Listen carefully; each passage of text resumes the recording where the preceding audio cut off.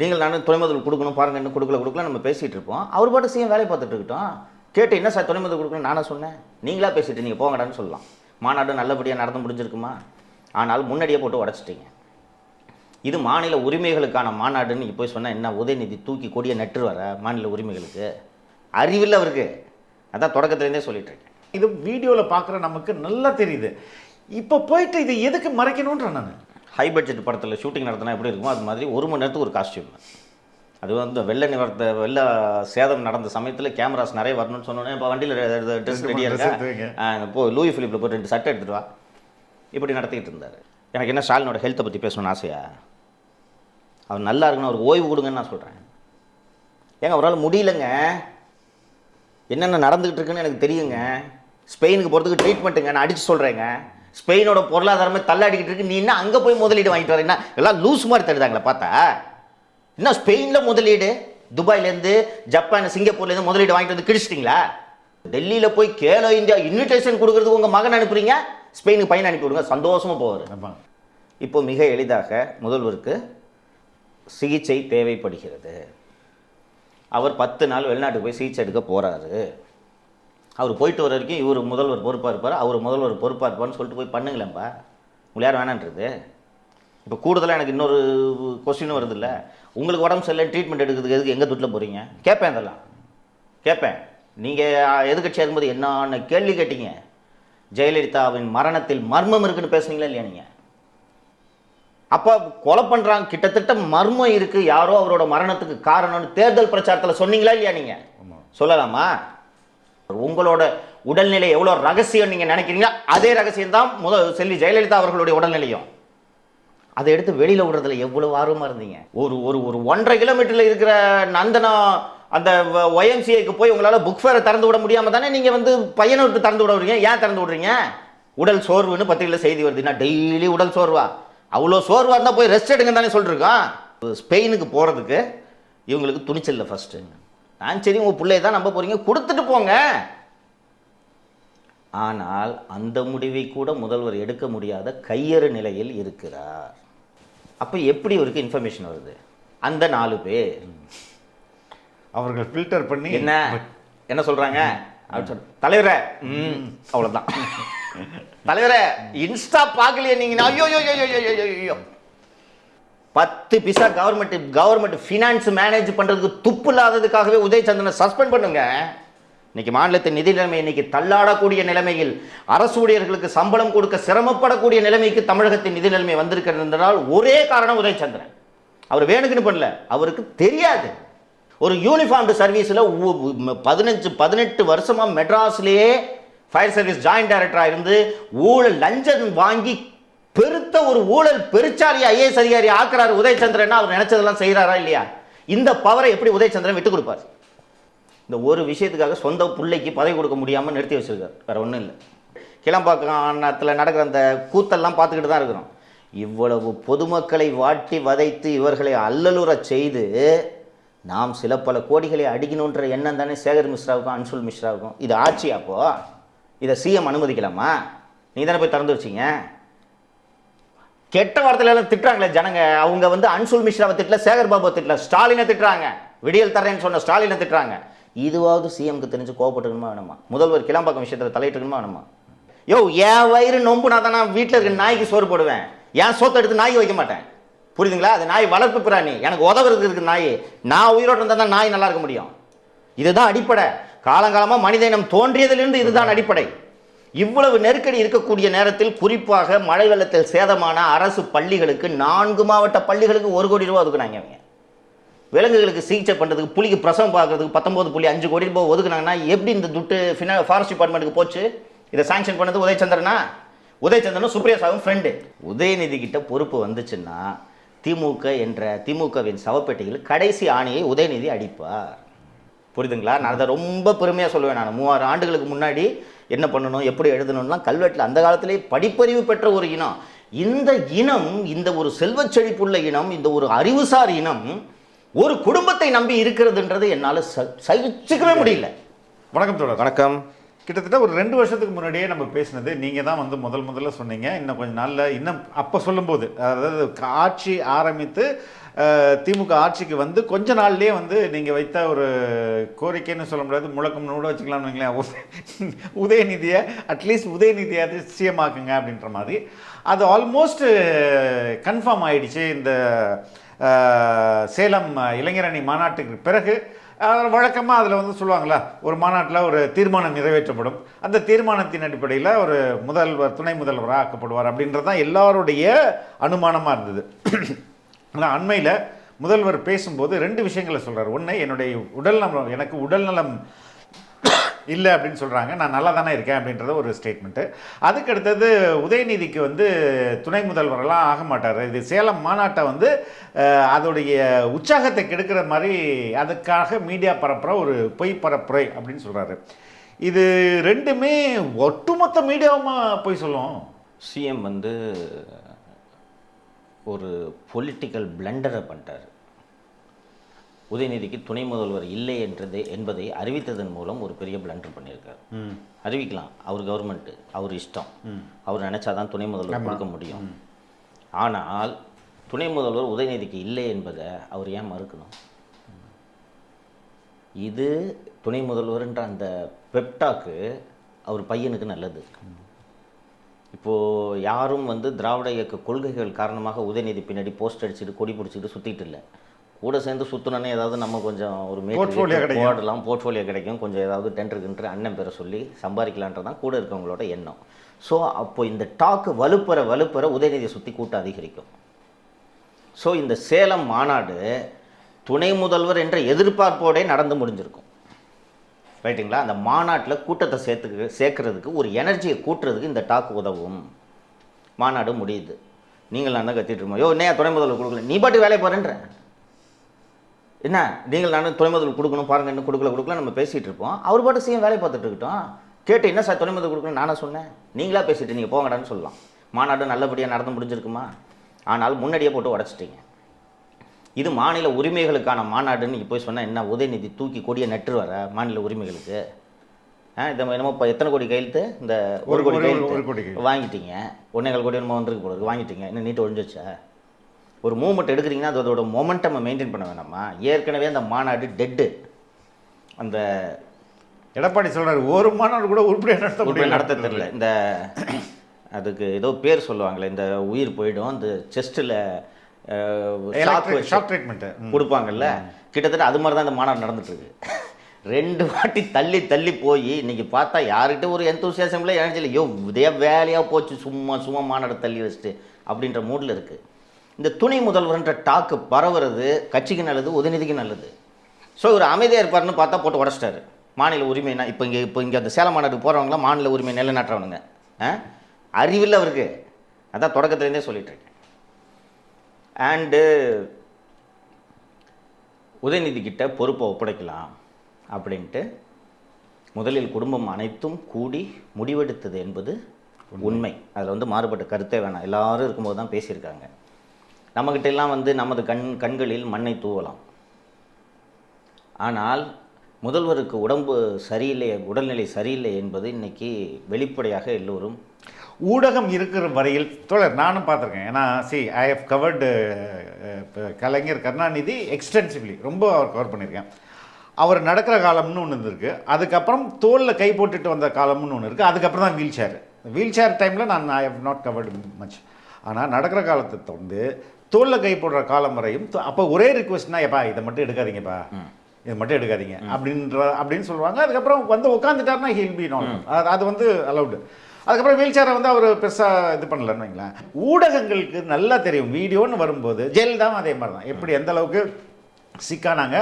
ஓட்டு போட்டு முடிச்சுட்டு ஒரு 3 மீட்டர் to 4 மீட்டர் இடைவெளியை கடக்கிறதுக்கு அவங்க 1 நிமிஷத்துக்கு மேலே எடுத்துக்கிட்டாங்க. அந்த அளவுக்கு அவங்க உடம்பு சிக்காருன்னா இது வீடியோவில் பார்க்குற நமக்கு நல்லா தெரியுது. இப்போ போயிட்டு இதை எதுக்கு மறைக்கணுன்ற நான் எனக்கு உள்ளபடியே புரியல ஃபெலிக்ஸ்.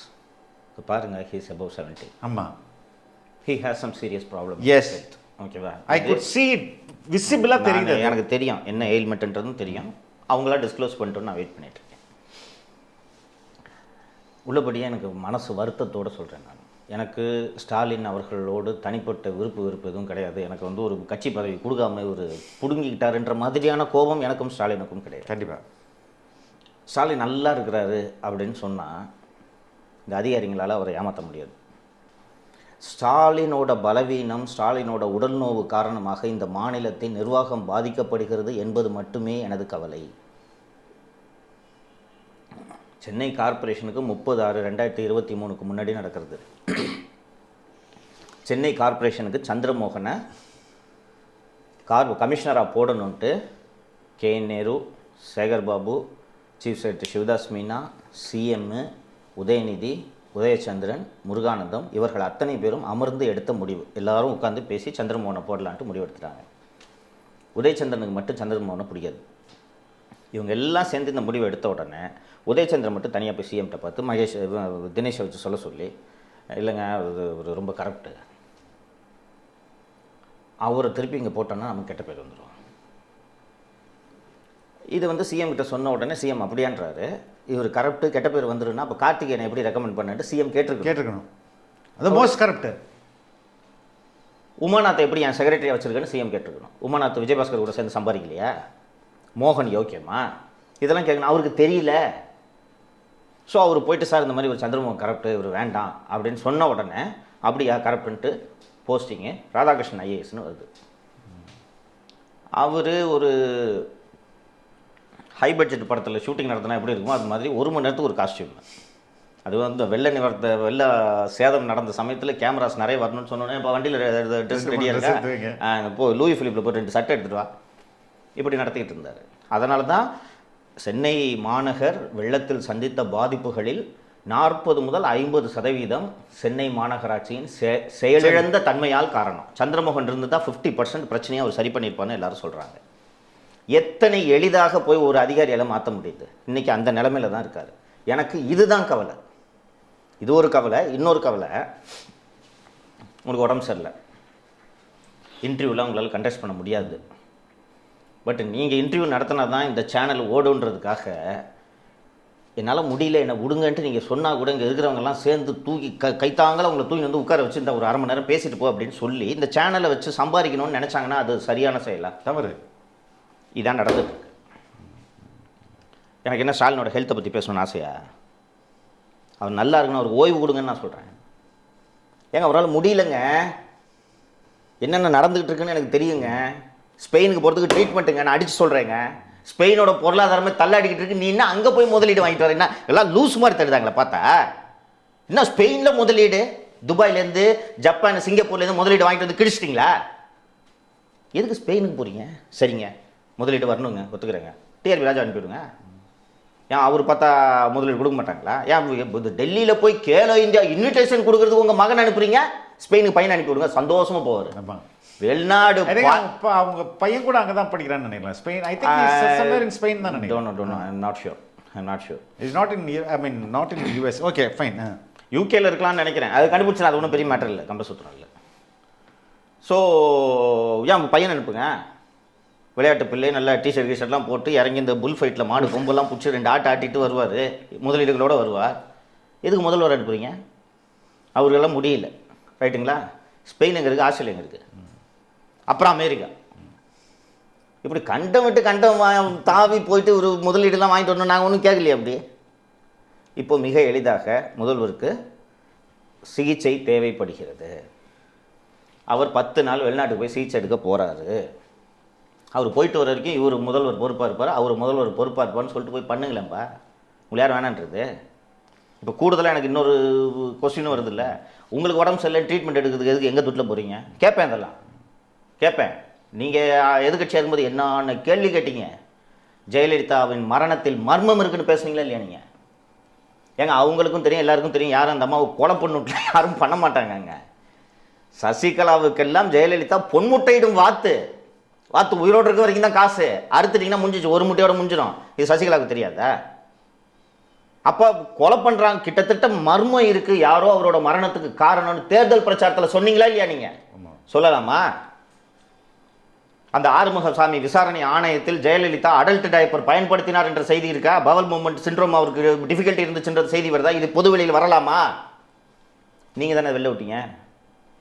நீங்கள் வந்த உடனே டிஸ்பேண்ட் பண்ணியிருக்கணும் ஆறுமுகசாமி ஆணையத்தை. இந்த பாருங்கள், அவர்களும் ஒரு முன்னாள் முதல்வர், நீங்களும் ஒரு முன்னாள் முதல்வர். உங்களோட உடல்நிலை எவ்வளோ ரகசியம் நீங்கள் நினைக்கிறீங்களோ அதே ரகசியம் தான் செல்வி ஜெயலலிதா அவர்களுடைய உடல்நிலையும். அதை எடுத்து வெளியில் விடுறதுல எவ்வளோ ஆர்வமாக இருந்தீங்க. கரெக்டாக சொல்கிறேன், அக்டோபர் 2022 தான் அந்த ஆறுமுகசாமி ஆணையத்தோட அறிக்கை வந்துச்சு. அதோட நோக்கமும் முழுசாக நிறைவேறல. ஆறுமுகசாமி எண்டில் ஒரு திருக்குறளை சொல்லி முடிக்கிறாரு. அதையும் வந்து இவங்க பண்ணல. ஆறுமுகசாமி தாங்க ஹெல்த் செக்ரட்டரி, அப்போது ஹெல்த் செக்ரட்டரி அந்த ராதாகிருஷ்ணன் மேல நடவடிக்கை எடுக்கணும்னு சொல்லியிருக்காரு. அவரை தூக்கி கார்பரேஷன் கமிஷனரா போடுறீங்க. நீங்க தானே சொன்னீங்க, நான் சொல்லல. நான் அப்போதும் இதே நிலைப்பாட்டில் தான். ஜெயலலிதாவோட ஹெல்த்ல எந்த சந்தேகமும் இல்லை. மேக்ஸிமம் கொடுத்துட்டாங்க. ஷி அபியூஸ்ட் பாடி. அதனால அவங்களுக்கு ட்ரீட்மெண்ட்டே கொடுக்க முடியாது டாக்டர்கிட்ட. மேடம் சுகர் 600 இருக்கு, ஸ்வீட் எடுத்துக்காதீங்கன்னு சொன்னா உன் வேலை மாத்திரை கொடுக்குறது. நான் திம்பேன்னா அப்பவே கேசரி திங்க வந்தம்மா. அப்படிப்பட்ட ஆளுகளை யாரும் ட்ரீட்மெண்ட் கொடுக்க முடியாது. அவங்களுக்கு 1000 சிக்கல் இருந்துச்சு. ஆனால் நீங்கள் அது மர்மன்னு சொல்லி அதை வச்சு ஓட்டு வாங்கணும்னு நீங்கள் நினச்சிங்க. அப்போ உங்கள் ஹெல்த்தை பற்றி பேசத்தாங்க செய்வாங்க. நீங்கள் சிட்டிங் சீஃப் மினிஸ்டர். ஒரு ஒரு ஒரு 1.5 கிலோமீட்டரில் இருக்கிற நந்தனம் அந்த ஒய்எம்சிஏக்கு போய் உங்களால் புக் ஃபேரை திறந்து விட முடியாமல் தானே நீங்கள் வந்து பையனை விட்டு திறந்து விட விடுறீங்க. ஏன் திறந்து விடுறீங்க? உடல் சோர்வுன்னு பத்திரிகையில் செய்தி வருதுன்னா டெய்லி உடல் சோர்வா? அவ்வளோ சோர்வாக இருந்தால் போய் ரெஸ்ட் எடுங்க தானே சொல்லிருக்கோம்.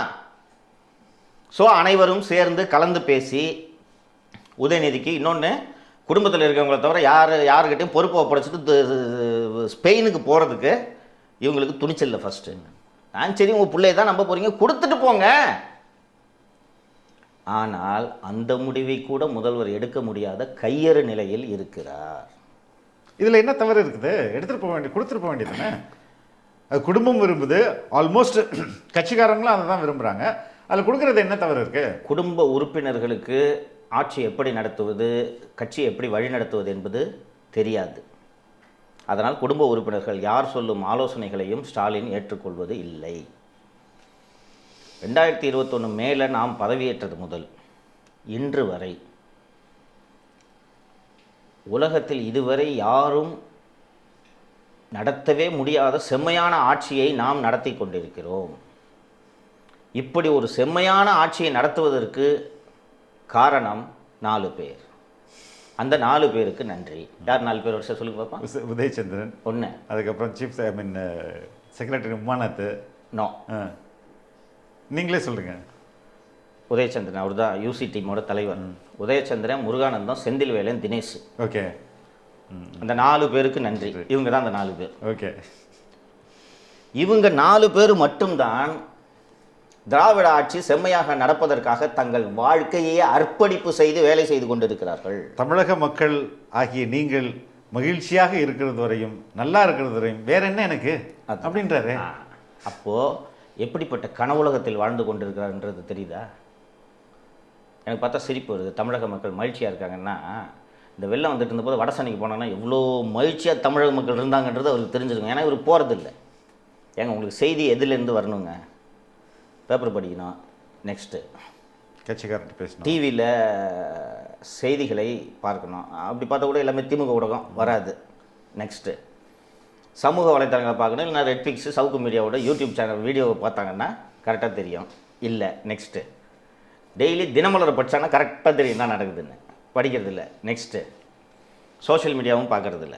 நெக்ஸ்ட்டு ரொம்ப முக்கியம், கட்சிக்காரங்க கூட பேசணும். அதான் கட்சி ஆஃபீஸ்க்கே போகிறதில்ல. கட்சிக்காரங்க கூட பேசுனீங்கன்னா திருநெல்வேலியில் சொந்த கட்சியோட மேயர் மேலே சொந்த கட்சி கவுன்சிலர்கள் ஏன் நம்பிக்கையில்லா தீர்மானம் கொண்டு வந்தார்கள், அந்த விஷயத்தை ஒரு முடிவுக்கு கொண்டு வர முடியாமல் 6 மாதங்களாக ஏன் கட்சி திணறுகிறது?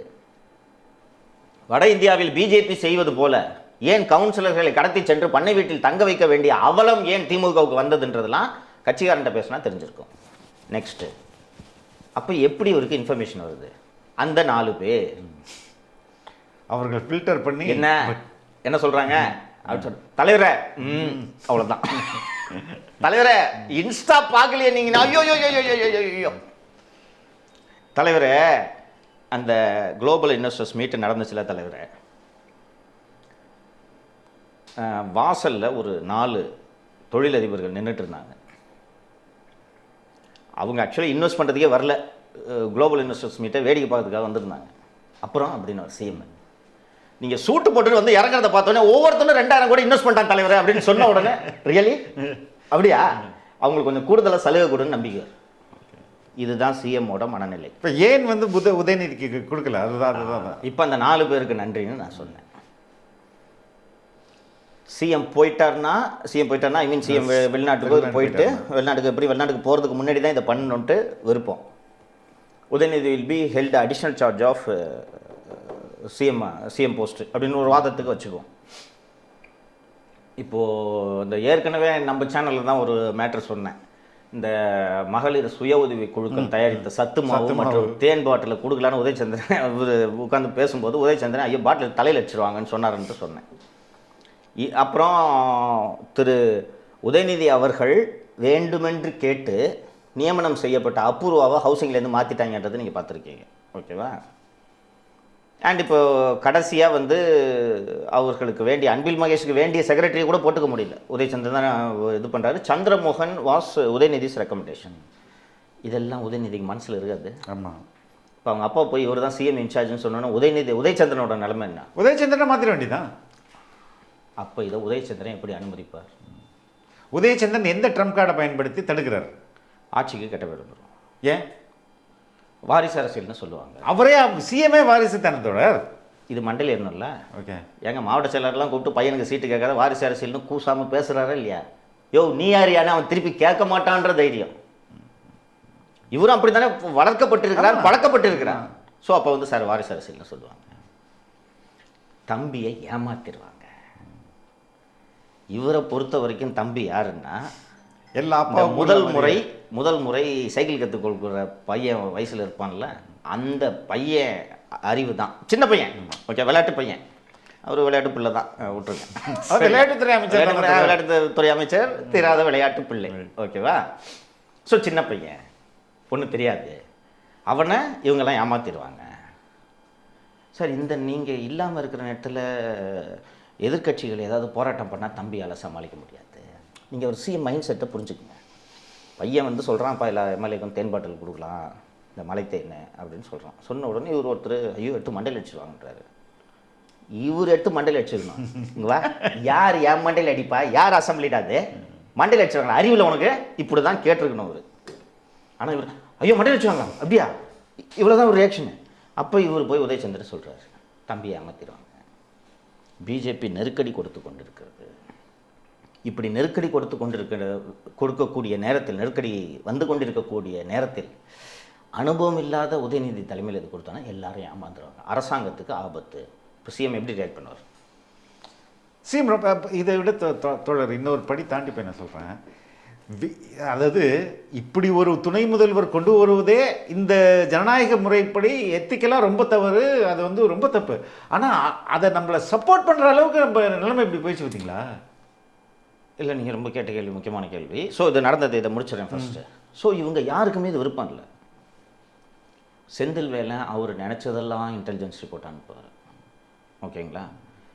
இப்போது ஏன் வந்து செந்தில் வேலை நினச்சதெல்லாம் இன்டெலிஜென்ஸ் ரிப்போர்ட் அனுப்புகிறாரு, தினேஷ் வாய்க்கு வந்த பொய்யா சிஎம் கிட்ட சொல்கிறான் அப்படின்னா, சிஎம்மை யாரும் அணுகி பேச முடியாது. சிஎம் கிட்ட நீங்கள் அப்ரோச்சே பண்ண முடியாது. இன்றைக்கி ஒரு பெரிய தொடர் வீட்டுக்கு போய் அப்பா உங்ககிட்ட கொஞ்சம் பேசணும், ஓகே எனக்கு எந்த பிரச்சனை என்ன நீங்கள் அப்படின்னு சொல்லிட்டு பேச முடியும்ல? அவங்க 2 பேருமே வாரத்துக்கு ஒரு நாள் தானே பார்த்துக்கிறாங்க. அது தெரியுமா? அந்த ஒரு நாளில் பேசலாம்ல? அந்த ஒரு நாளில் பேசலாம். அந்த ஒரு நாளில் என்ன இன்னைக்கு டின்னரு, அப்புறம் என்ன நடக்குது அப்படின்னா, அப்போ அந்த கார் ரேஸ் நின்று போச்சு, அது கொஞ்சம் ஏதாவது பார்த்து ஏற்பாடு பண்ணோம். அந்த இன்னொரு படம் வந்து ரெட் ஜெயிண்ட்டுக்கு விற்க மாட்டேங்கிறாங்க, இதை தான் பேசுகிறாங்க. இன்னொன்று, unless there is a mutual trust between the father and son, what is the point in having lengthy conversations? Correct. True, very much true. சரி, கான்வர்சேஷன் எப்படி நடக்கும்னு சொல்லட்டுமா? நடந்ததை சொல்கிறேன். அப்புறம் மாற்றிட்டாங்க. இவருக்கு இது அவமானம் தானே உதயநிதிக்கு. நான் ரெக்கமெண்ட் பண்ணி இந்த 2.5 வருஷத்தில் நான் போட்ட ஒரே போஸ்டிங்கு இதுதான், இதை மாற்றிட்டீங்க அப்படின்னா உதயநிதி போய் கேட்குறாரு. நடந்த கான்வர்சேஷனை சொல்கிறேன். நானும் செக் பண்ணேன். நான் அவர் ரெக்கமெண்ட் பண்ணி மாற்றிட்டாங்க, இதை சரி பண்ண தெரியல, சின்ன ஒரு போயா போய் கேட்டிருக்காரு. அப்போ என்னப்பா இந்த மாதிரி ஒரு அப்புறம் மாற்றிட்டீங்க, இது நான் சொல்லியிருக்கேன், உனக்கு ஒன்றும் தெரியும், சின்ன பையன் இப்போ உன்னை ஏமாத்துறேன் போ. இதுதான் கான்வர்சேஷன். இப்படி தான் எல்லா கான்வர்சேஷனும். இப்போ எப்படி நடக்கும்? கலைஞர்கிட்ட போய் இப்படி இன்ஃபர்மேஷன். ஒருவேளை அப்படி தான் தன்னை கருணாநிதி எப்படி ரியாக்ட் பண்ணுவாரோ அதே மாதிரி ரியாக்ட் பண்ண ஆரம்பிச்சிட்டாரு. இப்போ ஜெயலலிதா மாதிரி ரியாக்ஷன். ஓகே, கருணாநிதி ரியாக்ஷனை சொல்கிறேன். புதுசாக ஒருத்தரை கூப்பிட்டு போகிறீங்க, போய்வாங்க, யார் அது? ஐயா இந்த மாதிரி ஏதோ இன்ஃபர்மேஷன். சொல்லு அப்படின்னாரு. சொல்லிவிட்டு ஐயா எப்படி நினச்சேன் அப்படி நினச்சேன். சரி நான் பார்த்துக்கிறேன். இப்போ போன உடனே ஜாஃபரை கூப்பிடியா, சொல்கிறதெல்லாம் உண்மையான வெரிஃபை பண்ணு. அவர் எந்த மாவட்டத்து செய்தியை சொன்னார் அந்த மாவட்ட சில ஃபோனை போடியா, இந்த மாதிரி ஒன்று வந்திருக்கு என்னன்றது சொல்லு. இது ஒரு போர்ஷனா. அடுத்து இவருக்கு தெரிந்த ஜேர்னலிஸ்ட் என்ன விசாரிச்சு சொல்லியா, சொல்லி 3 பேர்ட்டையும் விசாரித்து எது உண்மைன்றதை கண்டுபிடிச்சிடுவார். கண்டுபிடிச்சிட்டு அவன் சொன்னான்ல, அந்த உண்மை சொன்னான்ல, அவனை கூப்பிடியா, அவன் என்ன உண்மை செஞ்சு கொடு, அவனை பக்கத்தில் வச்சுக்க. இதுதான் கலைஞர். போய் ஒருத்தன் சொல்கிறான், ஐயா உங்கள் ஆட்சியில் யோ தேனாரும் பாலரும் ஓடி நிற்குது ஆட்சி கட்சின்னு போயா அப்படின்னு சொன்னால் எவன் இன்ஃபர்மேஷன் சொல்லுவான்? இன்னொரு சிறப்பு, பையன் அதே மாதிரி தான். அதுதான் சிறப்பு, தனிச்சிறப்பு. So where is the conversation? ஒரு டின்னர் டேபிள் வீக்லி ஒன்ஸு ஃபேமிலியில் எல்லாரும் சேர்ந்து டின்னர் சாப்பிட்றாங்க. பாருங்கள், all set and done your family. ஆமாம், நீங்கள் உங்கள் இன்ட்ரெஸ்ட்டை ப்ரொடெக்ட் பண்ணால் தான் மற்றதை பார்க்க முடியும். யார் உதயச்சந்திரன்?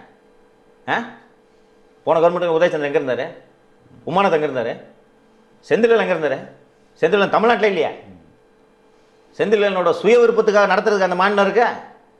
செந்தில்வேலை எங்க வள்ளுவர் சொல்லலையா, உழவு சேகரித்து வருபவனை உழவு பார்க்க வேண்டும்னு வள்ளுவர் சொல்லலையா? அப்ப செந்தில்வேலை என்ன பண்ணிட்டு இருக்காரு? செந்தில்வேலை இன்னும் டேவிட்சன் சொல்றதை கேட்டுட்டு தான் வேலை செய்யறாருன்றதை கண்டுபிடிக்கலன்னா நீங்க எது கவர்மெண்ட் நடத்துறீங்க? ஸோ இது சொன்னோன்னா உதயச்சந்திரனோட வேர்டு பைபிளுங்க. That is the gospel truth for Stalin. அப்படி இருக்கக்கூடாது தொடர், ஒருவரை நம்பி இருக்கக்கூடாதுல்ல. அவர் மட்டுமே அது வந்து அவரை செக்ஸ் அண்ட் பேலன்ஸே இல்லாமல் போயிடும்ல, பிளைண்ட் ஃபெய்த்தாக மாறிடும்ல. அதனால் தான் வேறு வழி தெரியாமல் இந்த அரசாங்கம் எப்போது முடிவுக்கு வருகிறது என்பதை நான் எதிர்பார்த்து காத்து கொண்டிருக்கிறேன். எனக்கு சொல்யூஷனே தெரியல. இவ்வளோ தூரம் சொல்கிறோம், ஊரே பேசுது உதயச்சந்திரன்ட்டு. உதயச்சந்திரன் என்ன பண்ணிட்டு இருக்காருன்றது அத்தனை பேருக்கும் தெரியுங்க, ஆஃபீஸர்ஸ் அத்தனை பேருக்கும் தெரியுங்க. உதயச்சந்திரனை சுற்றி ஒரு 10-12 பேர் உதயச்சந்திரன் விசிறிகள், ஒரு 10-12 ஐஏஎஸ் அதிகாரிகள் இருக்காங்க. அவங்க தான் ஐயோ சார் இப்படி சார் அப்படி அப்படின்ட்டு கூட ஒரு 10 சின்ன பசங்க சுற்றிட்டு இருக்காங்க ஐஏஎஸில். அவங்க தான் இந்த ஆட்டம், இந்த நந்தகுமார் இதெல்லாம் இந்த டிக்கெட்டு, இவங்க தான் உதயச்சந்திரன் தூக்கி தலையில் பிடிச்சிட்டு இருக்காங்க ஒழிய அத்தனை பேருக்கும் ஆட்சி மாறட்டும் உதயச்சந்திரன் கொத்துக்கறி போட்டோன்னு எல்லாரும் காத்துக்கிட்டு இருக்காங்க. என்ன உதயச்சந்திரனை பற்றி உதயச்சந்திரன் ஊழல் செய்யாதவரா, நேர்மையானவரா? டிஏபியில் மோகன் நியூஸ் பேப்பர்கிட்டலாம் எவ்வளோ காசு வாங்குறாங்கன்னு பட்டியலோட வெளியிட்டோம்ல, அந்த மோகனை தானே இன்னும் வச்சுட்டு இருக்காரு உதயச்சந்திரன். யோக்கியமா? முருகானந்தம் பெரிய பெருச்சாலின்றது ஊருக்கே தெரியும். அவர் ஒன்றும் யோக்கியெல்லாம் கிடையாது. முருகானந்தம் நட்டிப்பார் யோக்கியம் மாதிரி. முருகானந்தம் ஒரு மிகப்பெரிய ஊழல் பெருச்சாலி என்பது அத்தனை பேரும் அறிந்த விவகாரம். அப்போ முருகானந்தம் எதுக்கு வச்சுட்ருக்கீங்க? 10 பைசா கவர்மெண்ட் ஃபினான்ஸ் மேனேஜ் பண்ணுறதுக்கு துப்பு இல்லாததுக்காகவே உதயச்சந்திரனை சஸ்பெண்ட் பண்ணுங்க.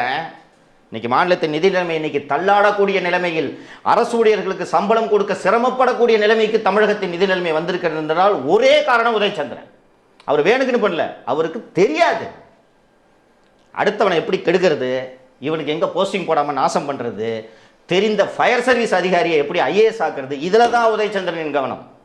அப்போ இந்த பவர் இப்போது நீங்கள் தமிழ்நாட்டோட வரலாறுலேயே யூனிஃபார்ம்டு சர்வீஸில் யாருக்கும் ஐஏஎஸ் கொடுத்தது கிடையாதுங்க.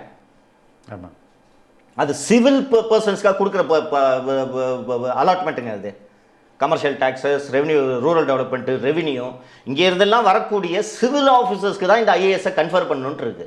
ஒரு யூனிஃபார்ம்டு சர்வீஸில் 18 வருஷமாக மெட்ராஸ்லேயே ஃபயர் சர்வீஸ் ஜாயின்ட் டைரக்டராக இருந்து ஊழல் லஞ்சம் வாங்கி பெருத்த ஒரு ஊழல் பெருச்சாலி ஐஏஎஸ் அதிகாரி ஆக்குறாரு உதயச்சந்திரன். அவர் நினைச்சதெல்லாம் செய்கிறாரா இல்லையா? இந்த பவரை எப்படி உதயச்சந்திரன் விட்டு கொடுப்பார்? இப்போ உதயநிதி வந்தா, நான் சொன்னேன்ல சிஎம்கிட்ட காதில் தகவல் சொல்ல முடியாது. உதயநிதி வந்தா ஏதோ ஒரு பாயிண்ட்ல இது நடந்து தானே தொடர் ஆகணும், நடந்தானே ஆகும். அதுக்கு முன்னாடி இந்த கவர்மெண்ட்டே முடிட்டுங்க. உதயநிதி கிட்ட என்னால் ரீச் அவுட் பண்ண முடியும். அவர் என்கிட்ட பேசுறாரு பேசலன்றது வேறு விஷயம். ஆமா, உதயநிதி காதுக்கு தகவலை இந்த மாதிரி ஒன்று பண்றீங்க, இதுல உண்மை இதுதான்றதை என்னால் ரீச் அவுட் பண்ண முடியும். அப்ப 4 பேர் மூலமா உதயநிதிக்கு உண்மை தகவல்கள் காதுக்கு போய் சேர்ந்துட்டா உதயச்சந்திரன் நிலைமை என்ன? இந்த ஒரு விஷயத்துக்காக சொந்த பிள்ளைக்கு பதவி கொடுக்க முடியாமல் நிறுத்தி வச்சிருக்கார், வேற ஒன்றும் இல்லை. இதுதான் காரணம். நான் ஏற்கனவே கேட்டேன்ல, ஆக்சுவலாக நம்ம ஒரு டெமோக்ராட்டிக்கில் இதை சப்போர்ட் பண்ணக்கூடாது நம்ம, ஆனால் வேறு வழி இல்லாமல் சப்போர்ட் பண்ணுறாங்க. எனக்கு வேறு என்ன வழி சொல்கிறீங்க? எனக்கு என்னோட கன்சர்ன் எல்லாமே ஏடிஎம்கே நல்லா இருக்கணும், நாம் தமிழர் நல்லா இருக்கணும், மக்கள் நீதி மையம் நல்லா இருக்கணும், இவரு நல்லா இருக்கணும், அவரு நல்லா இருக்கணுன்றதெல்லாம் எனக்கு கவலையே கிடையாது. நீங்கள் நல்லா இருங்க, நல்லா இல்லாமல் போங்க. எனக்கு ஒட்டு மொத்தமாக இந்த சொசைட்டி நல்லா இருக்கணும், மக்கள் நல்லா இருக்கணும், ஏழைகளுக்கு பிரச்சனை இல்லாமல் இருக்கணுன்றது மட்டும்தான் என்னோட கன்சர்ன். இது ஏன்னா இது என் ஊர், நான் பிறந்த ஊர், இவர்கள் என்னுடைய மக்கள். இவங்களுக்கு பிரச்சனை இல்லாமல் நடக்கக்கூடிய ஆட்சியை தான் வேணும்ன்ட்டு நான் விரும்புகிறேன். இன்றைக்கி சிஎம்மை ஒரு தோல்பாவை ஒரு ஒரு ஒரு ஒரு பொம்மலாட்டத்தில் ஆடக்கூடிய பொம்மையாக இந்த 4 அதிகாரிகள் விரலை வைத்து ஆட்டி கொண்டு இருக்கிறார்கள்ன்றது எனக்கு 100% தெரியும். 1% கூட எனக்கு இதில் டவுட் இல்லை. இந்த நிலை மாற வேண்டும். எனக்கு இந்த சிஎம் ஆஃபீஸில் இருக்கிற 4 அதிகாரிங்க, உளவுத்துறை அதிகாரிங்க, இவங்களெல்லாம் மாற்றினாலே தமிழ்நாட்டோட பிரச்சனையில் குறைஞ்சது ஒரு 20% சரி பண்ண முடியும்ன்ட்டு நான் நம்புகிறேன். இதுக்கு என்ன வழி? சிஎம்கிட்ட நான் ரீச் அவுட் பண்ணலாம் முயற்சி பண்ணுறேன். 2 வருஷமாக முயற்சி பண்ணியிருக்கேன். ரீச் அவுட் பண்ண முடியாது. அப்படியே ரீச் அவுட் பண்ணி நீங்கள் உண்மையை சொன்னீங்கனாலும் முதலில் அவர் அதை காது கொடுத்து கேட்க தயாராக இல்லை. கேட்டாலும் உதயச்சந்திரன் வார்த்தை தான் இறுதியானதுன்றது எனக்கு 100% தெரியும். உதயச்சந்திரனை ரொம்ப முயற்சி பண்ணி சிஎம் ஆஃபீஸ்லேருந்து நகர்த்தி ஃபினான்ஸுக்கு கொண்டு போனால், சிஎம் ஆஃபீஸில் இருந்ததை விட உதயச்சந்திரன் இப்போ பவர்ஃபுல்லாக இருக்காருன்றதை நான் தெரிஞ்சுக்கிட்டு நான் தோல்வி ஒத்துக்கிறேன். உதயச்சந்திரன் என்னால் ஒன்றும் பண்ண முடியாது. அப்போது இன்னும் எப்போ இந்த கவர்மெண்ட் கவுறுதுன்னு தெரியல. கவர்மெண்ட்டு கவுற வரைக்கும் இந்த டேமேஜை கொஞ்சமாவது குறைக்கணும்னு நான் பார்க்குறேன். 4 அதிகாரிங்க ஃபினான்ஸை நாசம் பண்ணிவிட்டு கொள்ளையாக அடிச்சுக்கிட்டு, நீங்கள் நல்லா கவனித்து பார்த்தீங்கன்னா இந்த கவர்மெண்ட் புதிய திட்டங்கள் போடுறாங்க, பார்த்துருப்பீங்கல்ல. புதிய கன்ஸ்ட்ரக்ஷன், ஸ்போர்ட்ஸ் சிட்டி கன்ஸ்ட்ரக்ஷன், ஜல்லிக்கட்டு மைதான கன்ஸ்ட்ரக்ஷன், இந்த கன்ஸ்ட்ரக்ஷன், அந்த கன்ஸ்ட்ரக்ஷன், நிறைய திட்டங்கள் அனௌன்ஸ் பண்ணி நடந்துகிட்டு இருக்கு. இதெல்லாம் வேகமாக செய்யக்கூடிய அரசாங்கம் போக்குவரத்து தொழிலாளிகள், மின்வாரிய தொழிலாளர்களுக்கு பணம் கொடுக்கறத ஏன் முனைப்பு காட்ட மாட்டாங்க? சொல்லுங்க. லாபம் இல்லைன்னு தான் சொல்கிறாங்க. லாபம் இல்லைன்றது இல்லை. போக்குவரத்து தொழிலாளிக்கு இப்போ இமீடியட்டாக இப்போ சர்வீஸில் இருக்க தொழிலாளிங்களுக்கு 2000 ரூபாய் மாதம் கொடுத்தா 18 கோடி செலவாகுது. இந்த 18 கோடியில் எந்த அதிகாரியாவது காசு அடிக்க முடியாது. ஆனால் புதிய ஸ்கீமில் அடிக்க முடியுமா? கண்டிப்பாக முடியும். டிபிஆர் போடுறாங்களே, டீட்டெயில்டு ப்ராஜெக்ட் ரிப்போர்ட்டு, அதுலேருந்து காசு. ஒவ்வொரு புதிய திட்டத்திலும் காசு. இன்னொன்று, இந்த புதிய திட்டத்தை தொடங்கி நீங்கள் முடிக்கிறீங்களா இல்லையான்ட்டு எவனும் செக் பண்ண போகிறதில்ல. இல்லை, ஒரு ப்ராஜெக்ட் போட்டால் உங்களுக்கு காசு, அதாவது அரசு அதிகாரிகளே ஒத்துக்கிறது. அப்போது இதனால் தான் புதிய திட்டங்களில் இவர்கள் கவனம் செலுத்துகிறார்கள். கிளம்பாக்கத்தில் நடக்கிற அந்த கூத்தெல்லாம் பார்த்துக்கிட்டு தான் இருக்கிறோம். இவ்வளவு பொதுமக்களை வாட்டி வதைத்து இவர்களை அல்லலுற செய்து நாம் சில பல கோடிகளை அடிக்கணுன்ற எண்ணம் தானே சேகர் மிஸ்ராவுக்கும் அன்சுல் மிஸ்ராவுக்கும். இது ஆட்சி. அப்போது இதை சிஎம் அனுமதிக்கலாமா? நீ தானே போய் திறந்து வச்சிங்க. கெட்ட வார்த்தையில எல்லாம் திட்டுறாங்களே ஜனங்க. அவங்க அன்சுல் மிஸ்ராவை திட்டல, சேகர் பாபு திட்டல, ஸ்டாலினை திட்டுறாங்க. விடியல் தரேன்னு சொன்ன ஸ்டாலினை திட்டுறாங்க. இதுவாவது சிஎம்க்கு தெரிஞ்சு கோவப்பட்டுக்கணுமா வேணுமா? முதல்வர் கிளம்பாக்கம் விஷயத்தில் தலையிட்டுக்கணுமா வேணுமா? எப்படினா கிளம்பாக்கம் போல ஒரு சபப் பஸ் ஸ்டாண்ட் தேவைதான் தோழர். தேவை இல்லைன்ட்டு நான் எப்பங்க சொன்னேன்? பிப்ரவரி 15ஆம் தேதி தரங்க, எல்லாத்தையும் அரேஞ்ச் பண்ணிட்டு. தேவைன்றதை அதை சொல்றேன். கட்டியாச்சு, 300 கோடி போட்டாச்சு. ஏடிஎம்கே கவர்மெண்ட்ல 300 கோடி போட்டாச்சு. அதுல இப்ப போய் அதை க்ளோஸ் பண்ணுங்களா நான் பேச மாட்டேன். அது தேவை. அதை எப்படி பண்ண போறீங்க? ஏன் டிசம்பர் 30 திறக்க வேண்டிய அவசரம் என்ன? பிப்ரவரி 30ஆம் தேதி 28ஆம் தேதி தரங்க. எல்லா ஏற்பாடையும் பண்ணிட்டு இங்கேருந்து அங்கே ஷட்டில் சர்வீஸ் எல்லாம் ஏற்பாடு பண்ணிட்டு இந்த பஸ் மட்டும்தாங்க இங்கேருந்து கிளம்பும், அடுத்த வாரத்துல தான் கிளம்புதுன்னு சொல்லிட்டு பண்டிகை இல்லாத சமயங்களில் ஏன் இதை செயல்படுத்த கூடாது? இல்ல, அது செயல்படுத்துறதே தவிர மாற்ற கருத்தே இல்ல. பொங்கலுக்கு பெரும்பாலான கிரௌட் ஊருக்கு போயிடும். அது வரை கோயம்பேட்டில் வச்சு நடத்திட்டு அதுக்கப்புறம் நீங்க பண்ணுங்க. பொறுமை. இப்போ என்ன கிளம்பாக்கம் திறந்ததுனால இந்த பொங்கலுக்கு டிராஃபிக் இல்லாமல் இருந்துச்சா? வழக்கத்தை விட அதிகமாக 3 நாள் டிராஃபிக் நின்று இருந்துச்சு. கரெக்டுங்களா? நாளைக்கு எல்லாம் திரும்பி வர வருவாங்க. என்ன ஆகுதுன்னு தெரியல. என்ன? ஸோ இது போல எந்த ஸ்கீமையும் இம்ப்ளிமெண்ட் பண்ணுறது இவங்க. அதனால தான் புது ஸ்கீம்ஸில் தொடக்கிறதுல, புது ஸ்கீம் தொடங்கி வைக்கிறது, கன்ஸ்ட்ரக்ஷன் ஆரம்பிக்கிறது, இதுல எல்லாம் இவங்க கவனம் செலுத்துறதுக்கான காரணம் என்னன்னா அதில் காசு. அப்போது அதில் காசு அடிக்கிறாங்கன்றது உதயச்சந்திரனுக்கு தெரியாதா? தினம் தினம் இப்படி கொள்ளை நடந்துட்டு இருக்குது. ஏதாவது ஒரு வகையில் இந்த கொள்ளையை நிறுத்தணும்னு நான் பார்க்குறேன். போக்குவரத்து தொழிலாளிக்கு கொடுக்கறதுக்கு 18 கோடி இல்லைங்க. ரேஸ் விடுறதுக்கு 42 கோடி செலவு பண்ணிட்டு ரெக்கவரி பண்ணாமல் உட்காந்துருக்கீங்க. நேற்று செய்தித்தாளில் வந்திருக்கு, நீங்கள் பார்த்துப்பீங்க. வனவிலங்குகள் பாதுகாப்புக்கு 19.5 கோடி. பார்த்தீங்களா? அந்த அம்மா ஜாலியாக இருக்காங்க. ஜாலியாக இருக்குது. வனத்துறையில் பங்களா கட்டிட்டு, வனத்துறையில் அது அந்த டாக்குமெண்ட்லாம் வந்த பிறகு பேசுவோம். பங்களாலாம் எங்கே போகிறீங்க நீங்கள்? ஊர்காசு அடிச்சு ஒலையில் போட்டு நீங்கள் சம்பாரிச்சிட்டு இருந்தீங்கன்னா வேடிக்கை பார்த்துட்டு இருப்பாங்களா? வனத்துறையில் அடிக்கிற கொள்ளை யாருக்கும் தெரியலன்றதுனால சத்தம் போடாமல் இந்த மாதிரி அடிச்சுக்கிட்டு இருக்கு. வனவிலங்குகள் ஓய்வு பெற்று அந்த வனவிலங்குகளுக்கு சிகிச்சை எல்லாம் பண்ணுறதுக்காக பண்ணுங்க. நான் நல்லா இருக்கு. என் வயிறு நொம்புனா தான் நான் வீட்டில் இருக்க நாய்க்கு சோறு போடுவேன். ஏன் சோத்தை எடுத்து நாய் வைக்க மாட்டேன். புரியுதுங்களா? அது நாய் வளர்ப்பு பிராணி. எனக்கு உதவுறதுக்கு இருக்கு நாய். நான் உயிரோடு இருந்தால் தான் நாய் நல்லா இருக்க முடியும். இதுதான் அடிப்படை. காலங்காலமாக மனித இனம் தோன்றியதிலிருந்து இதுதான் அடிப்படை. இவ்வளவு நெருக்கடி இருக்கக்கூடிய நேரத்தில் குறிப்பாக மழை வெள்ளத்தில் சேதமான அரசு பள்ளிகளுக்கு 4 மாவட்ட பள்ளிகளுக்கு 1 கோடி ரூபாய் ஒதுக்குனாங்க. அவங்க விலங்குகளுக்கு சிகிச்சை பண்ணுறதுக்கு, புலிக்கு பிரசவம் பார்க்கறதுக்கு 19.5 கோடி ரூபாய் ஒதுக்குனாங்கன்னா எப்படி இந்த துட்டு ஃபாரஸ்ட் டிபார்ட்மெண்ட்டுக்கு போச்சு? இதை சாங்ஷன் பண்ணது உதயச்சந்திரனா? உதயச்சந்திரனும் சுப்ரியா சாவும் ஃப்ரெண்டு. அவங்க கணவர் தான் சிஎம் செக்ரட்டரி. அப்போ உங்களுக்கு வேணும்ட்டு இதுக்கு நீங்க 20 கோடி ஒதுக்கிக்குவீங்க, ஸ்கூல் பிள்ளைங்களும் போக்குவரத்து தொழிலாளியும் தெருவில் நிற்கணுமா? அந்த பணம் அப்படி எப்படி போகுது தெரியுமாங்க?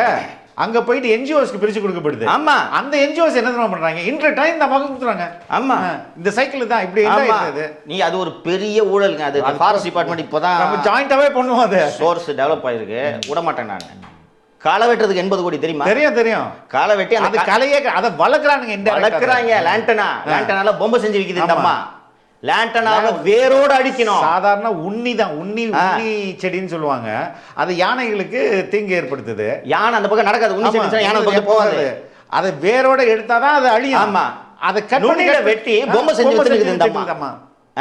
இது ரொம்ப இப்படி ஒரு கேவலமான கவர்மெண்ட் கேள்விப்பட்டிருக்கீங்களா? இதெல்லாம் தான் தடுக்கிறதுக்காக உதயநிதி வரணும்ன்றேன் நான். கேட்டு எனக்கும் வருத்தமா தான், எனக்கு சந்தோஷமாவா? ஆனா உள்ளுக்குள்ள இல்ல, அதையும் நம்ம சொல்லிடணும்ன்றதான். தத்துவார்த்த ரீதியில் அதை நம்ம ஏற்றுக்க முடியாது. இருந்தாலும் வேற வழி இல்லை. என்ன காரணத்துக்காக சொல்றேன். இன்னொன்னு, உதயநிதி வர்றதுல எனக்கு கூடுதல் மகிழ்ச்சி ஒண்ணு இருக்கு. மொத்தமா முடிச்சிடுவார் கட்சியை. ஆமா பாஸ். இப்போ இந்த ஸ்டாலின் இருக்கும்போது அந்த லேசா உயிர் இழுத்துட்டு இருக்குன்னு அந்த லெவல்ல இருக்கு. உதயநிதி வந்தனா வந்த கமிட்டடா he will do தான் நினைக்கிறேன். அது உங்க நம்பிக்கை. நான் சொல்றேன், எழுதி வச்சுங்க. இன்னைக்கு நான் இதை சொன்னேன்னா நான் வருத்தம் தெரிவிக்கிறேன். உதயநிதி வந்து இப்போ எப்போ charge I know what is doing. புரியுதா? உதயநிதி கிட்ட பொறுப்பு வந்துச்சுன்னா திமுகவின் சவப்பேட்டையில் கடைசி ஆணையை உதயநிதி அடிப்பார். எனக்கு 1% கூட சந்தேகம் இல்லை. நிச்சயமாக முடிச்சு விட்ருவார். முடியட்டும், அதோட திமுக எக்ஸ்பைரி டேட் வந்துருச்சுன்றது தான் என்னோட ஃபீலிங்கு. அப்படி எக்ஸ்பைரி டேட்டே வரலனாலும் இவங்க அதை ஐசியூவில் தள்ளிட்டாங்க. 2021 ஸ்டாலின் என்னைக்கு முதல்வராக பொறுப்பேற்றாரோ அன்றே திமுக ஐசியூவுக்கு போய்விட்டது. அவசர சிகிச்சையில் இப்போது இருக்குது. உதயநிதி வந்த உடனே அந்த லைஃப் சப்போர்ட்டை உருவி விட்டுவார். முடிஞ்சிட்டு நம்ம அடுத்தது பார்க்கலாம். It will something will evolve. கண்டிப்பாக ஒரு இயக்கத்தை நம்பியோ ஒரு தனிநபரை நம்பியோ வாழாது. இந்த கலாச்சார செறிவுள்ள இந்த மாநிலம் ஒரு குடும்பத்தை நம்பி இல்லை.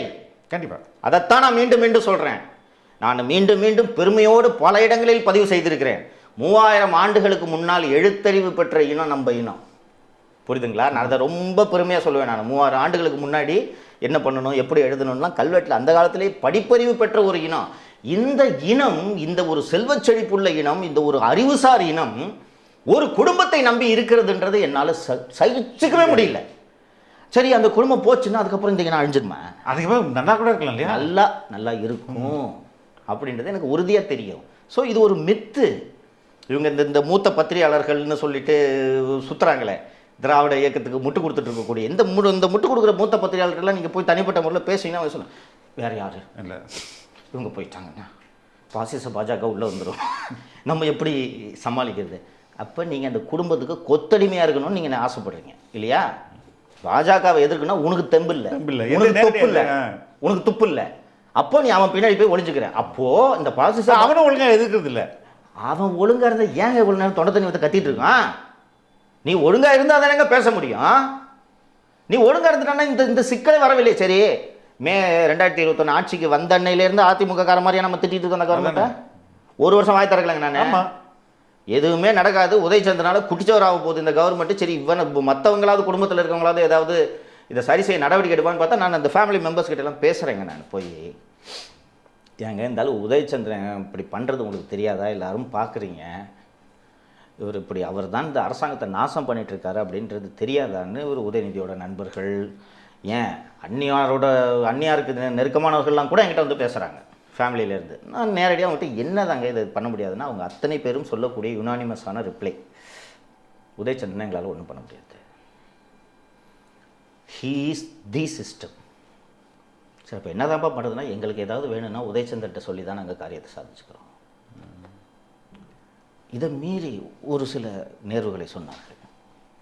ஆட்சிக்கு வருவதற்கு முன்னால் திமுகவுக்கு உதவி செய்து சில தொழில் நிறுவனங்கள் இருக்கின்றன, தொழிலதிபர்கள், தொழில் நிறுவனங்கள் இருக்காங்க. அவங்க ஆட்சி வந்தோடனே ஏதாவது ஒரு சலுகை கேட்கறது இயல்பா இல்லையா? கண்டிப்பாக அவங்க குடும்ப உறுப்பினர்களை அணுகி குடும்ப உறுப்பினர்கள் மூலமாக முதல்வர் காதுக்கு சென்று முதல்வரே உதயச்சந்திரனை கூப்பிட்டு இந்த கம்பெனிக்கு இதை செஞ்சு கொடுங்கன்னு கேட்டிருக்காரு, சொல்லியிருக்காரு. உதயச்சந்திரன் பதில், அந்த கம்பெனியில் செய்ய முடியாது சார். முடியாது. அப்புறம் அந்த தொழிலதிபர் போய் ஃபேமிலியில் பேசுவாங்கல்ல, சரி என்னங்க சொன்னேன், நீங்கள் என்ன சொன்னீங்க, சிஎம்கிட்ட சொல்லுங்கள், நீங்கள் சிஎம்கிட்ட சொல்லியாச்சு. சிஎம் உதயச்சந்திரன் கேட்டோன்னா உதயச்சந்திரன் முடியாதுன்றாரு, எங்களால் அதை பண்ண முடியாது. இதான் நிலைமை. அப்படியா? இதுதான் நிலைமை. நீங்கள் எழுதி அப்படி ஒரு அதிகாரியை ஒரு முதல்வர் வச்சிருக்க மாட்டார்ல தோழர். தம்பி போது நீங்கள் கிளம்புங்க, நான் ட்ரான்ஸ்ஃபர் பண்ணுற அதிகாரம் அவர்கிட்ட தானே இருக்குது. அவர்கிட்ட தான் இருக்குது. ஏங்க எதை எழுதி வச்சாலும் கையெழுத்து போட்டுட்டு தானேங்க இருக்காரு. ஒரு அதிகாரிக்கு இந்த விக்ரம் கபூருக்குலாம் வெள்ளிக்கிழமை ஒரு போஸ்டிங்கு, திங்கக்கிழமை இன்னொரு போஸ்டிங்கு, ரெண்டுலேயும் இவர் தானே கையெழுத்து போடுறது. ஏங்க நான் பல இடங்களில் பதிவு பண்ணியிருக்கேன். மூர்த்தின்னு ஒரு ஜாயிண்ட் கமிஷனரு, அவர் தான் இந்த ஏஆர் ரஹ்மானுக்கு அவங்க புள்ளக்குட்டிங்களை கூட்டு போன்றதுக்காக கான்வாயை பிரேக் பண்ணி 22 நிமிஷம் சிஎம் ரோட்டில் நின்னதுக்கு மூர்த்தி தான் காரணம். அந்த மூர்த்திக்கு பதவி உயர்வு கொடுத்து திருநெல்வேலி கமிஷனர் போட்டிருக்காங்க தெரியுமா? பார்த்தீங்களா? இப்போ சிஎம் பார்த்தோன்னே ஏய் என்னையா அந்த ஆளு பாருங்க கொண்டு வரீங்க, ஏன் இன்னும் சஸ்பெண்ட் பண்ணலன்னு கேட்டுக்கணுமா இல்லையா? அதையும் கையெழுத்து போடுறாரு. ஒரு அதிகாரி மேலே மிக மோசமான அந்த விகடன் பஞ்சாயத்து ஆட்சியில் சீஸ் போயிரு விகடன் பஞ்சாயத்து, அந்த கேஸுக்கு காரணம்னு சொல்லிட்டு தான் கண்ணனை அங்கேருந்து மாற்றினாங்க. கண்ணன் அதுக்கப்புறம் நார்த் ஜோன் ஐஜியா போட்டு தமிழ்நாட்டில் இன்னைக்கு அதிகமாக மாமூல் வாங்குற ஐபிஎஸ் அதிகாரியாக திரு கண்ணன் அவர்கள் இருக்கிறார். முதலிடத்தில் இருக்கிறார். அப்போது அதுலேயும் ஒரு தானே கையெழுத்து போடுறாரு. அப்போ விட்டு பேசி என்ன பிரயோஜனம்? சபரீசனால இந்த கவர்மெண்ட்டில் காரியம் சாதிச்சுக்க முடியாது. நான் சொல்கிறேன் வரிசையா. அப்பவும் எப்படி பவர்ஃபுல்னு கேட்டேன். ஒரு 5 ஆஃபீஸர், இப்போ ஜான் இருக்கான், நீங்கள் இருக்கீங்க, உங்களுக்கு லா அண்ட் ஆர்டர் போஸ்டிங்கு, ஜானுக்கு வந்து அவங்க கேட்ட ரேஞ்சு போஸ்டிங்ஸ் போட்டுறாங்கன்னு வச்சுக்கோங்க. இன்றைக்கி திங்கக்கிழமையா, புதன்கிழமை போஸ்டிங்ஸ் வெளியில் வருது, ரைட்டா? திங்கக்கிழமை சபரீசனுக்கு தகவல் தெரியும். சபரீசன் என்ன பண்ணுவா, டக்குன்னு ஜானுக்கு ஃபோன் அடிப்பார். ஜான், நீங்கள் கேட்ட மதுரை ரேஞ்சு போட்டேன், ஓகே வருது, வெனஸ்டே வருது அப்படின்னு சொன்னோன்னு ஜான் திராவிட மாப்பிள்ளைன்னா திராவிட மாப்பிள்ளை பாரியா கரெக்டாக சொல்கிறாரியா அப்படின்னு உங்ககிட்ட அதே மாதிரி கூப்பிட்டு எங்கே நீங்கள் கேட்ட ஜோன் போஸ்டிங் வெனஸ்டே ஆர்டர் சொல்கிறேன்னு சொன்ன உடனே நீங்கள் 2 பேரும் நான் நினச்சிட்டு மாப்பிள்ளை தாங்க எல்லாம் பண்ணி கொடுத்துருக்காருன்னு நினச்சிட்டு இருப்பீங்க. ஆனால் வந்த போஸ்டிங்கை தகவலை சொல்லிக்கிறது மாப்பிள்ளை. இவ்வளோதான் மேட்ரு. கவுண்டமணி ஜோக் மாதிரி இருக்குது. அதே தான் உள்ளபடியே சொல்கிறேன். இதை நான் எக்ஸ்போஸ் பண்ணோன்னே இப்போ யாரும் மாப்பிள்ளை அணுகிறதே இல்லை. வேஸ்ட் பண்ணால எங்கள் பையனாலே பண்ண முடியலங்க. பையன் இது வரைக்கும் போட்ட போஸ்டிங் 2 போஸ்டிங் தாங்க. இது ஒரு அப்புற போஸ்டிங் ஒன்று, இன்னொரு போஸ்டிங் ஒன்று. வேறு எந்த போஸ்டிங்கும் பையனால் போட முடியாது. அந்நியார் கேட்கவே வேணாம். அந்நியார் எது சொல் தெரியாதுப்பா, இவ்வளோ தான் அந்நியாருக்கு ரிப்ளை. இப்போ யார் இன்ஃப்ளூயன்ஸ் பண்ண முடியும்? சிஎம் உட்காந்து தான் பேசணும், டைனிங் டேபிள் உட்காந்து. இவங்க பேசுறதே இல்லையா? அதுதானே பிரச்சனை. இவர் பிள்ளையும் மருமகளும் குறிஞ்சில் இருக்காங்க, ஒரு சபரீசனும் பொண்ணும் அதே தெருவில் வேற ஒரு வீட்டில் இருக்காங்க. யார் ஒன்றா இருக்காங்க உட்காந்து பேசுறதுக்கு? நீங்கள் சித்தரஞ்சன் சாலைக்கு போனீங்கன்னா அண்ணி இருப்பாங்க, யாராவது உதவிக்கு ஒரு 4-5 பேர் இருப்பாங்க. எப்போ உட்காந்து பேசுவீங்க? இப்போ இந்த பொங்கலுக்கு ஒரு ஃபோட்டோ ரிலீஸ் ஆச்சா? பொங்கல் எல்லாரும் கொண்டாடாங்கன்னு ஃபோட்டோ ரிலீஸ் ஆச்சா? பொங்கலுக்கு எல்லாரும் இந்த சர்டிஃபிகேட் எல்லாம் என்னப்பா எல்லாம் கொதிக்குதான்னு சொன்னோன்னே வந்து நின்று ஃபோட்டோ எடுத்துட்டு 2 பேர் பிரிஞ்சு போயிடுறாங்க. எப்போ பேசுறீங்க? இது போல் இருப்பது இது மாதிரிலாம் இது இருக்குதுன்றது தினேஷ்க்கு தெரியும், யூசிக்கு தெரியும், செந்தில்வேலுக்கு எல்லாரையும் விட தெரியும். செந்தில்வேலை சிஎம்ஐ ப்ரீஃப் பண்ணுறதுக்கு போராடுறா. செந்தில்வேலை என்ன பேசணுன்றது முருகானந்தம் யூசி சொல்லி தானே அனுப்புகிறாங்க. ஓகே. சமீபத்தில் ஒரு எம்எல்ஏ, நீண்ட நாட்களாக முதல்வரை சந்திக்காத எம்எல்ஏ, ஒரு நிகழ்ச்சியில் சிஎம் நேருக்கு நேர் சந்திக்க வேண்டியதாக இருக்கிறது. சிஎம் நேராக பார்த்துட்டு, என்ன நீ என்னை வந்து பார்க்க மாட்டியா? என்ன பழக்கம், என்ன நீ என்னை வந்து பார்க்க மாட்டியா? என்ன இவ்வளோ நாளாச்சு, ஏன் என்னை வந்து பார்க்கல அப்படின்னு சிஎம் கேட்குறாரு. பளிச்சுன்னு சொல்கிறாரு, உங்களை சுற்றி இருக்கவங்க என்னை பார்க்க விட மாட்டேங்கிறாங்க, நான் எத்தனையோ முறை அப்பாயின்மெண்ட் கேட்டுட்டேன்னு சொன்ன உடனே இப்படி பார்க்குறாரு. பார்த்துட்டு நாளைக்கு என்னை வந்து பாரு அப்படின்றாரு. அவர் சொன்ன பிறகு 3 மாதம் ஆச்சு. இது கட்சி எம்எல்ஏவுக்கு இந்த நிலைமை யார் பார்க்க முடியும்? சிஎம் ரோடு இந்த செக்ரட்டரியேட்டில் பார்க்குறீங்க, எதுக்கு நடந்து அங்கே போய் நின்று கதை பேச முடியுமா? அப்போ CM needs to have a one-to-one discussion with somebody, at least have it in your party men. நேருவை கூப்பிட்டு உட்கார வைங்க. கலைஞருக்கு இன்ஃபர்மேஷன் வந்தது காரணம் டெய்லி காலையில் ஒரு கச்சேரி, சாயங்காலம் ஒரு கச்சேரி. காரில் ஏறும்போது கூட கலைஞர் வந்து தனியாக போக மாட்டார், 2 பேர் யாராவது வா உள்ள அப்படின்னு நடக்குது. பேசிகிட்டே போனோம். யார்கிட்ட பேசுகிறார் சிஎம் சொல்லுங்கள்? சிஎம் யார்கிட்ட பேசுகிறாரு? யார்கிட்டையாவது மனசு விட்டு பேசுகிறேன்னு சொல்லுங்கள். எனக்கு ஞாபகம் இருக்குங்க, 2009 அழகிரி ஸ்டாலின் மோதல் பெருசாகிட்டு இருக்கு. ஒரு பத்திரிகையாளர்கிட்ட கூப்பிட்டு கேட்குறாரு, எனக்கு அப்போ தான் அந்த வீல் சேருக்கு மைக்ரேட் ஆகுது, எனக்கு இந்த மாதிரி ரொம்ப உடம்பு முடியல, பழைய மாதிரி என்னால் தெம்பா இல்லை, தூக்கி உட்கார வைக்கிறது எனக்கு சங்கடமாக தான் இருக்குது, இப்படி பண்ணிகிட்ருக்கானுங்க அவனுங்க 2 பேரையும் வச்சுக்கிட்டு நான் என்ன பண்ணுறது, எவனையாவது ஒருத்தனை கட்சியை விட்டு நீக்கலான்ட்டு கூட நான் நினைக்கிறேன், அழகிரி நீக்கலாம்னு நினைக்கிற போது அந்த பத்திரிகையில் நான் நேராக வர தலைவர் இருங்க தலைவர்னு சொன்னோன்னு போயிட்டு அவர் கொஞ்சம் அட்வைஸ் பண்ணுறாரு. அதுக்கப்புறம் இதே பட்சத்தை இன்னொருத்தட்ட சொல்கிறார், என்ன அவன் இப்படி பண்ணிட்டு இருக்கான்னு அவர் ஒரு சில சஜஷன் சொல்கிறார். அப்படியே ஓட்டுனார். நீ யார்கிட்ட பேசுகிறீங்க? நீங்கள் கலந்துக்கிறது எதுலங்க கலந்துக்கிறீங்க? அரசு நிகழ்ச்சிகளில் கலந்துக்கிறீங்க. அதுவும் இப்போ ஒன்று ஒன்றா குறைஞ்சிக்கிட்டு வாரத்துக்கு ஒரு நிகழ்ச்சின்னு ஆகிப்போச்சு. அந்த நிகழ்ச்சியில் என்ன நடக்கும்? கான்வாய் வந்து இறங்கும், கூட்டிகிட்டு ஸ்டேஜுக்கு போகிறாங்க. ஸ்டேஜில் மற்றவங்களாம் பேசும்போது பக்கத்தில் இப்படி உட்காந்துட்டு இருப்பீங்க, ஏதாவது 1-2 வார்த்தை பேசுவீங்க, இருக்க மாட்டேன். அதுக்கப்புறம் போய் டேஸில் நின்று போடியமில் மைக்கை பிடிச்சி ஒரு 10 நிமிஷம் 15 நிமிஷம் பேசுகிறீங்க, எழுதி வச்சதை பேசுகிறீங்க. முடித்தோடனே அங்கேருந்து கிளம்பி போயிடுறீங்க. வேறு எந்த டிஸ்கஷன்? ஏதாவது ஒரு நேரத்தில் சிஎம் நாலேஜுக்கு ஒரு புது விஷயம் போயிடுச்சு, கூப்பிட்டு கேட்டு இவரை கட்டிச்சார் அவர் கட்டிச்சார், ஏதாவது கேள்விப்பட்டிருக்கீங்க?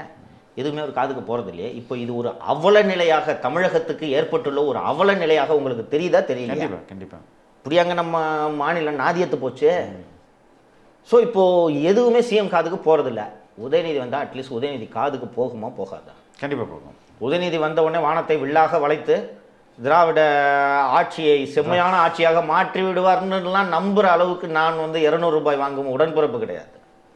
எனக்கு தெரியும் ஏற்றிட்டாங்களே சொல்லுற 200 ரூபாய் தான் இன்னும் இல்லை பாஸ், அவங்க அவ்வளோதான் பாஸ், அதுவே அதிகம் பேசிகிட்டு இருக்காங்க. என் பட்ஜெட்டு நீ போகிற ட்வீட்டுக்கு 200 போ புரியுது போ. அதில் 1-2 தப்பிச்சு இந்த மிஷன் டைரக்டர் தம்பி ஒன்று இருக்குது இல்லை, அந்த தம்பிக்கு ஏதோ 3 லட்ச ரூபா ஒரு சாமர்த்தியம் 3 லட்சம் ரூபா வாங்கிட்டு போயிருக்காரு. ஸோ அட்லீஸ்ட் உதயநிதி போனால் காதுக்காவது செய்தியை கொண்டு போக முடியுன்ற நம்பிக்கையின் அடிப்படையில் தான் இதை வேணும்ன்ட்டு. இல்லைன்னா நான் சொல்லுவேன்னா ஹூஇஸ் உதயநிதின்றது எனக்கு தெரியாது. இது எப்படி இந்த மாதிரி ஒரு சிஸ்டத்தை மக்களால் தேர்ந்தெடுக்கப்பட்டவர்கள் ஸ்டாலின், உதயநிதி, மற்றவர்களுங்க யாருங்க இவனுங்கெல்லாம்? உதயச்சந்திரன், உமாநாத், முருகானந்தம், செந்தில்வேலெல்லாம் யாருங்க? எப்படிங்க நீங்க முடிவெடுப்பீங்க 8 கோடி மக்களுக்காக? கவர்னர் ஆட்சி நடந்தா நீங்க முடிவெடுக்க பாருக்கலாம், எனக்கு ஒன்றும் பிரச்சனை இல்லை. கவர்னர் ஆட்சி நடக்குதுங்க, என்ன கெட்டு போச்சு இப்போ? எப்படி 4 அதிகாரிகள் தமிழ்நாட்டில் எல்லா முடிவுகளும் எப்படிங்க 4 அதிகாரி எடுக்க முடியும்? எந்த காலத்திலும் இது இருந்ததில்லை. PS குமாரசாமி ராஜா முதல்வராக இருந்த போது கூட இப்படி நடந்ததாக நான் கேள்விப்படவில்லை. எந்த பீரியட்லையும் ஆன் அண்ட் ஆஃப் ஒரு சில அதிகாரிகள், எம்ஜிஆர் பீரியடில் மோகன்தாஸ், அதுக்கப்புறம் ஜெயலலிதா பீரியடில் அலெக்சாண்டர் ராமானுஜம், கலைஞர் பீரியடில் அலெக்சாண்டர் ராமானுஜம், இன்னும் ஒரு சில அதிகாரிகள் ஜாஃபர், இப்படி ஒவ்வொரு பீரியட்லையும் ஒரு அதிகாரி பவர்ஃபுல்லாக இருப்பாங்களோ இல்லையோ, ஒரே அதிகாரி மாநிலத்தையே கண்ட்ரோல் பண்ணுறான்றதுலாம் எந்த காலத்திலையும் தமிழகத்தில் நடந்ததில்லை. இதை என்னால் சகிச்சுக்க முடியல, அவ்வளவு கோபம் வருது. எதை எடுத்தாலும் ஊழலுங்க, எதை தொட்டாலும் ஊழலுங்க. ஒரு ஸ்கீமு போடுறாங்கனாலே அதில் 30% கமிஷனை பேசி வச்சுக்கிட்டு போடுறாங்கங்க. இது உதயச்சந்திரன் இவ்வளோ நிதி நிலைமை மோசமாக இருக்கும்போது இவ்வளோ ஊழலை நீங்கள் அனுமதிச்சுட்டீங்கன்னா என்ன கவர்மெண்ட்டுங்க இது? இவங்க போயிடுவாங்கங்க. திமுக நம்ம ஸ்டேட்டு வந்து இன்சால்வெண்ட் ஆச்சுன்னா அவமானம் ஸ்டாலினுக்கா நமக்கா? எல்லாரும் கஷ்டப்படுவோம், எல்லாருமே கஷ்டப்படுவோமே, எல்லாரும் கஷ்டப்படுவோம்.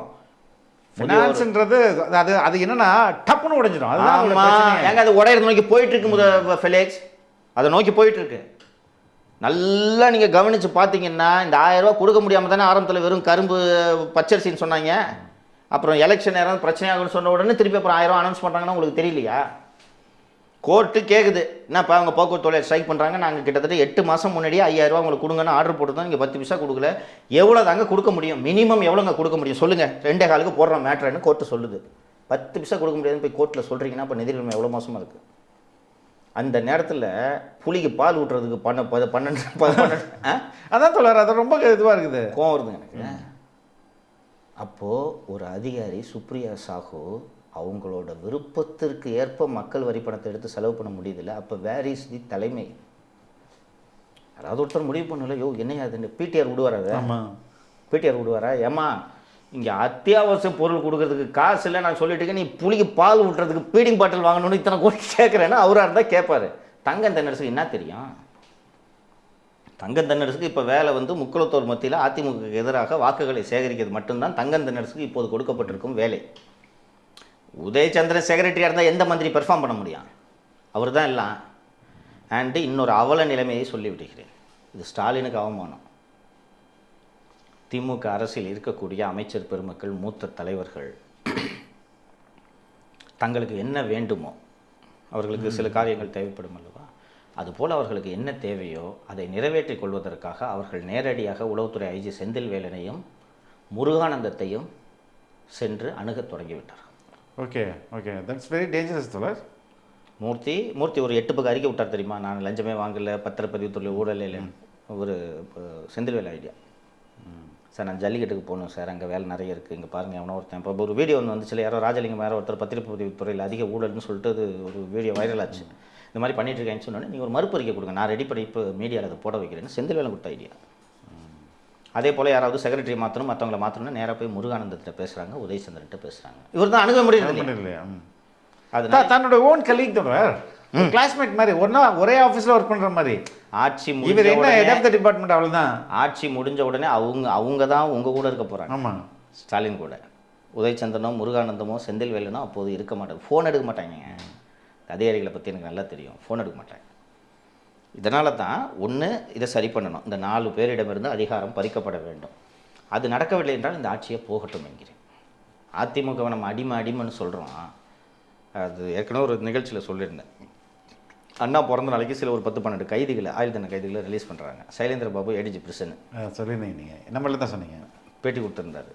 சிவி சண்முகம் வர சொல்லு, யார் கவர்மெண்ட் யார் போய் பேட்டி கொடுக்க, 4லேருந்து நீ போ, ஹோம் கார்டு ஓடு, அவ்வளோதான். இது ஜெயலலிதா இருக்கும்போதே பண்ணியிருக்காரு. ஜெயலலிதா விரும்ப மாட்டாங்க. நான் அவங்களுக்கு ரொம்ப கவனமாக தெரியுது, நம்ம தான் மக்கள் பிரதிநிதிகள்ன்றது தான் ஜெயலலிதாவுக்கு தெரியுது. சில ஆஃபீஸரை பிடிக்கும், அதுக்காக நீ என் மந்திரியெல்லாம் அதிகாரம் பண்ணுற வேலையை பண்ண பொண்ணு போடுவாங்க. அதனால தான் இந்த அரசாங்கம் எவ்வளோ சீக்கிரம் போதோ அவ்வளோ சீக்கிரம் தமிழகத்துக்கு நல்லதுன்னு நான் பார்க்கேன். ஏதாவது ஒரு இடத்துல பிரச்சனை, 2 இடத்துல பிரச்சனை, சரி எல்லா இடத்துலையும் பிரச்சனைகள், எல்லா இடத்துலையும் பிரச்சனை இருக்குங்க. அது விசிபிளாக தெரிய ஆரம்பிச்சது தொடர். இது வந்து இது ஏன்னா நார்மலாக இந்த தொழிற்சங்கங்கள், அதுக்கப்புறம் அரசு ஊழியர்கள்லாம் எலெக்ஷன் கிட்ட வரும்போது பிரச்சனையை ஆரம்பிப்பாங்க. பட் எலெக்ஷனுக்குலாம் முன்னாடியே ஆரம்பிச்சிட்டாங்கன்னா ரொம்ப பிரச்சனை. இப்போ போக்குவரத்து தொழிலாளர்கள் பிரச்சனையை ஒத்தி போட்டிருக்கீங்க. நீதிமன்றமே நீங்கள் ஒத்தி தான் போட்டிருக்காங்க. நீதிமன்றமே நீங்கள் 19 தேதிக்கு பிறகு ஸ்ட்ரைக் பண்ணீங்கன்னு சொல்லிட்டாங்க தெரியுமா? அவங்க ஊழியர்களும் கோர்ட்டில் தான் சொன்னாங்க, நீங்கள் பொங்கலுக்காக நாங்கள் தள்ளி வைக்கிறோம், அவ்வளோதான். எவ்வளோ நாள் நீங்கள் ஒத்தி போடுவீங்க? தேர்தல் நெருங்கக்கூடிய நேரத்தில் எல்லா தரப்பும் போராட்டத்தில் என்ன சமாளிக்க முடியுமா உங்களால்? அதுவும் இந்த உளவுத்துறை வச்சுக்கிட்டு இல்லை, அப்படி தான் நடக்க போகுதுன்ற நான் நடக்க போகுது. அன்னைக்கு தான் கிரைசிஸ்னால் என்னன்றது அன்னைக்கு தான் ஸ்டாலினுக்கு தெரியும். அப்போ ரொம்ப லேட் ஆகிடும். அது இப்போவே லேட்டுங்க. இல்லை, அப்போ இன்னும் ரொம்ப லேட் ஆகிடும். இன்னும் லேட் ஆகிடும். ஒரு ஸ்டேஜில் வந்து மத்திய அரசு 355 யூஸ் பண்ணி அசம்பிளி சஸ்பெண்டட் அனிமேஷனில் வைக்கக்கூடிய நிலைமைக்கு போகும். ஃபினான்ஷியல் எமர்ஜென்சி வந்தால் என்ன பண்ணுவோம்? என்ன பண்ணுவீங்க? ஆமாம், ஒன்றும் பண்ண முடியாது. அதை நோக்கி போவீங்க நீங்கள். அண்ட் இன்னொன்று, அரசியலாவது செய்ய தெரியுதா? ஃபுல்லாக போய் கேலோ இந்தியான்ட்டு போயிட்டு மோடி அழைச்சிக்கிட்டு வர்றாரு.